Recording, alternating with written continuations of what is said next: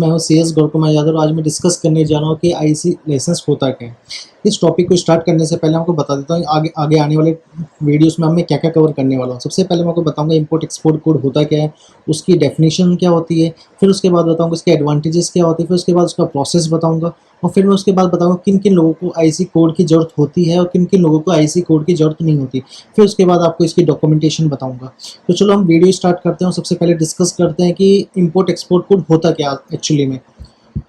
तो import export code ऐसा code होता है जो बंदा इंपोर्ट एक्सपोर्ट करना चाहता है कोई भी प्रोडक्ट और सर्विसेज का, तो उसके लिए मैंडेटरी होता है और ये लेना ज़रूरी है। इसके बिना कोई बंदा इंपोर्ट एक्सपोर्ट नहीं कर सकता। आप जानते हो 1995 से पहले, ग्लोबलाइजेशन नहीं होने से पहले क्या होता था, अगर किसी फॉरेन में कोई कंट्री जैसे दुबई में पिरियल्स बनते थे, मोती बनते थे, तो मोती को किसी बंदे को इंडिया में परचेज करना है तो वो उसको इंपोर्ट करता था। और इंडिया में जैसे कि आप जानते हैं टी जानते होगे, चाय पत्ती जानते होगे, या फिर आप कई टाइप की जड़ी बूटियाँ जानते हो या आयुर्वेदिक मेडिसिन जानते हो कि जो कि इंडिया से बाहर एक्सपोर्ट होती है, मतलब कि फॉरेन कंट्रीज में उसकी रिक्वायरमेंट होती है, उसे एक्सपोर्ट करते हैं। तो उस टाइम पे इंपोर्ट एक्सपोर्ट करा जाता था। ग्लोबलाइजेशन आने के बाद क्या हो गया कि कंपनियों ने अपनी प्लांट्स दूसरी दूसरी कंट्री में लगा दी, जिसके कारण इंपोर्ट एक्सपोर्ट नहीं हो पाता इतना। बट ये आज की डेट में कोई भी बंदा इंपोर्ट और एक्सपोर्ट करना चाहता है, वो किसी भी मीन के थ्रू करे तो उसे IC कोड लेना ज़रूरी होता है। और जो ये कोड होता है DGFT के द्वारा दिया जाता है। एक director general of foreign trade एक डिपार्टमेंट होता है। इसके फॉरेन ट्रेड पॉलिसी के अंदर एक डिपार्टमेंट होता है जो इस सर्टिफिकेट को इशू करता है आपके डॉक्यूमेंटेशन वेरीफाई होने के बाद। और जो कोड होता है एक 10 डिजिट का कोड होता है।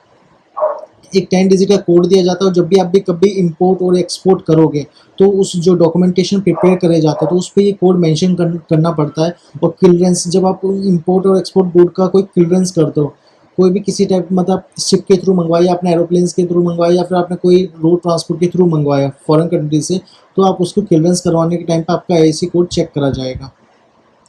और जो ये एक कोड है, जैसे कि मेरी कंपनी है या मैं खुद एक इंडिविजुअल हूँ या फिर मैं कोई फर्म हूँ, मैंने एक IC कोड ले लिया और मेरी 10 ब्रांच है इंडिया के अंदर, और ये 10 ब्रांच मतलब कोई भी इंपोर्ट 10 में से कोई सी ब्रांच भी इंपोर्ट और एक्सपोर्ट करेगी तो उसके लिए हमें अलग से एक अलग IC कोड या लाइसेंस लेने की जरूरत नहीं है। जो मेरी कंपनी या फर्म ने एक लाइसेंस ले रहा है वो सभी उसके लिए वैलिड होगा। जैसे आप GST रजिस्ट्रेशन जानते हो कि हर एक ब्रांच के लिए अलग अलग रजिस्ट्रेशन लेना पड़ता है, वो अगर वो फॉल करती है अदर स्टेट में। बट इसमें ऐसा नहीं होता, इसमें एक ही लाइसेंस होता है जो पूरे इंडिया में वैलिड होता है। और एक कंपनी या किसी फर्म की या किसी भी इंडिविजुअल फर्म की, उसके लिए सबके लिए एक ही लाइसेंस वैलिड होता है। और जो ये लाइसेंस को अप्लाई करा जाता है तो हमें इसमें किस किस की अप्रूवल मिलती है। जो सबसे पहले तो हमें DGFT की अप्रूवल मिलती है, जो director general of foreign trade होता है उसकी अप्रूवल मिल जाती है इसमें। प्लस हमें रिजर्व बैंक ऑफ इंडिया की मिल जाती है, क्योंकि रिजर्व बैंक ऑफ इंडिया कहते हैं फॉरेन ट्रेड पॉलिसी से करता है, एडवाइस प्रोवाइड करता है कि क्या क्या एडवाइजेस चाहिए होते हैं, कौन कौन इंपोर्ट कर सकता है, कौन कौन इंपोर्ट नहीं कर सकता, क्या प्रोडक्ट इंपोर्ट कर सकते हैं, क्या नहीं कर सकते, कितनी लिमिट है, उन सब के बारे में बताता है। फिर मिनिस्ट्री ऑफ कॉमर्स और इंडस्ट्रीज की अप्रूवल आ जाती है, उसमें गवर्नमेंट ऑफ इंडिया की अप्रूवल आ जाती है। और आप IC कोड को जानते हो, कई लोग इसे अलग अलग नाम से पुकारते हैं, जैसे इंपोर्ट और एक्सपोर्ट लाइसेंस से भी जानते हैं इसे, इंपोर्ट एक्सपोर्ट रजिस्ट्रेशन नाम से भी जानते हैं, इंपोर्ट एक्सपोर्ट लाइसेंस से भी जानते हैं, IC लाइसेंस कहते हैं जिसे, या इंपोर्ट एक्सपोर्ट कोड भी कहते हैं इसे, या इंपोर्ट एक्सपोर्ट नंबर भी कहते हैं, इस नाम से जाने जाते हैं। अब हम आगे डिस्कस करने वाले हैं कि एक्सपोर्ट क्या होता है। कई लोग कहते हैं एक्सपोर्ट क्या होता है, भाई एक्सपोर्ट मतलब क्या होता है। तो आपको मैं एग्जांपल के थ्रू समझाता हूँ एक्सपोर्ट असल में होता क्या है। जैसे एग्जांपल के तौर पर लेते हैं, एक पर्सन है जो कि इंडिया में, उसका कोई ऑफिस है या फिर उसकी कोई कहते फैक्ट्री है इंडिया के अंदर, और सेकंड पर्सन अमेरिका में फॉल करता है, मतलब अमेरिका में रहता है या फिर कोई फॉरेन कंट्री में रहता है। एग्जांपल के तौर कोई भी कंट्री ले सकते हैं इंडिया के अलावा जो फॉरेन कंट्री है, तो उसमें कोई पर्सन रहता है।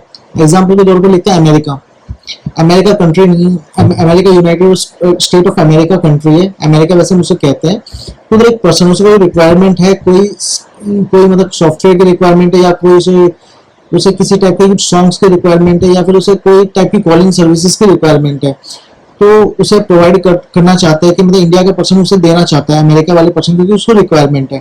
और वो कोई फूड्स एंड सर्विसेज के भी हो सकते हैं, कोई प्रोडक्ट है, जो कोई कार भी, आप कुछ भी ले सकते हो, उसकी रिक्वायरमेंट है।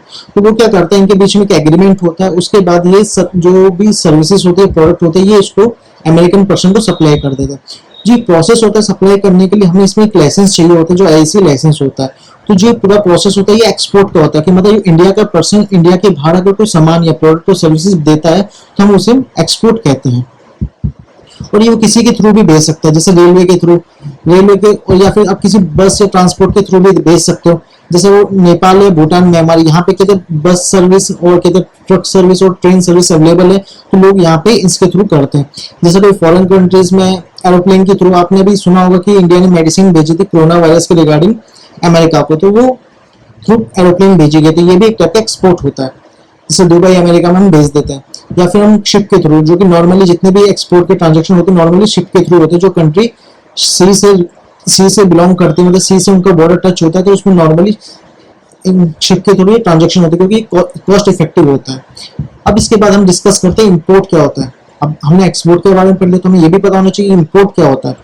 इंपोर्ट के बारे में जानते हैं कि एक फॉरेन कंट्री है, फॉरेन कंट्री में कोई भी कंट्री ले लेते हैं एग्जांपल के तौर पर, उधर एक पर्सन रहता है, उसको कोई प्रोडक्ट्स और रिक्वायरमेंट, प्रोडक्ट्स और सर्विसेज प्रोड्यूस करते हैं, मींस वो कोई भी मतलब कि कोई भी प्रोडक्ट प्रोवाइड करता है, मतलब जैसे कोई गूगल सर्विसेज प्रोवाइड करता है, या कोई भी प्रोडक्ट को सर्विसेज जैसे फर्नीचर बना के देता हूँ, कुछ भी बना के देता हूँ, और सेकंड पर्सन जो इंडिया में, उसको रिक्वायरमेंट है उस प्रोडक्ट की, उसे अपने ऑफिस में यूज करना है या फिर अपने बिजनेस पर्पज के लिए यूज करना है, तो वो क्या करेगा, इसके और इसके बीच में एक एग्रीमेंट होगा, जो एग्रीमेंट दोनों पार्टी के थ्रू साइन करा जाएगा, और फिर उसमें उनकी टर्म्स एंड कंडीशन डाली जाएगी, किस किस बेसिस पे इंपोर्ट करेंगे, और क्या इसमें कंडीशंस होगी, क्या इनकी प्राइसिंग होगी, ये सब डिटेल डाली जाएगी।